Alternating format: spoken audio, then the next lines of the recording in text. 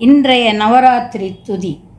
பெரிய தன் செச்சை கச்சணி வெற்பும் சிறிய வஞ்சிக்கு ஒத்து எய்த்த நுசுப்பும் பிரிதி ஒழிந்து ஒக்க கைக்கிளை துத்தம் குரல் ஆதி பிரிவில் கண்டிக்கப்பட்ட உருட்டும் கமுகமும் சிற்பச் சித்திரம் உருக்கும் பிரதி அண்டத்தை பெற்றருள் சிற்று உந்தியும் நீல கரிய கொண்டற்கு ஒப்பித்த கதுப்பும் திலதமும் செம்பொன் பட்டமும் முத்தின் கன வடம் கட்டப்பட்ட கழுத்தும் திருவான கருணையும் சுத்த பச்சை வனப்பும் கருதும் அன்பர்க்கு சித்தி அளிக்கும் கௌரி அம்பை என்று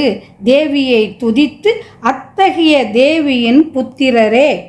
அரி அயன் புட்பிக்க குழுமை கொண்டு அமரர் வந்திக்க தட்டுருவச் சென்று அவுணர் அங்கத்தை குத்தி முறித்து அங்கு ஒரு கோடி அலகை நின்று ஒத்தி தித்தி அறுத்தும் பலவியம் கொட்ட சக்கடி கற்று அந்தரியுடன் பற்றி குச்சரி மெச்சும்படி பாடி பரிமுகம் கக்க செக்கன் விழித்தும் பௌரி கொண்டு 8 திக்கை உடைத்தும் படுகளம் புக்கு தொக்கு நடிக்கும்படி மோதி படைபோரும் சத்தி பத்ம நினைத்தும் சரவணன் கச்சி பொற்பன் என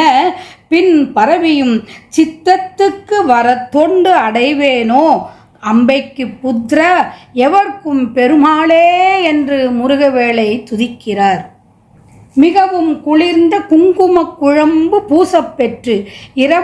ரவிக்கை அணிந்த மலை போன்ற தனங்களும் வஞ்சிக் கொடி போல் சிறுத்து இழைத்த இடையும் எல்லா இசைகளையும் ஒன்றுபோல் பாவித்து விருப்பம் ஒன்றில் அதிகம் எண்ணாமல் கைக்கிளை துத்தம் குரல் முதலிய பிரிவுகள் கொண்ட பகிர்தல் செய்யப்பட்ட புரளும் குரலிசையும் கமுகமும் சிற்ப நூலில் சொல்லப்பட்ட சித்திரமும் உருகும்படியான அழகும்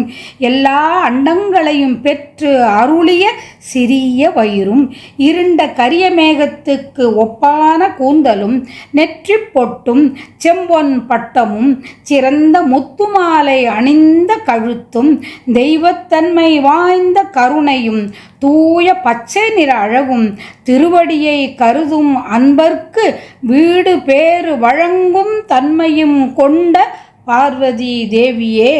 அத்தகைய பார்வதியின் குமாரரே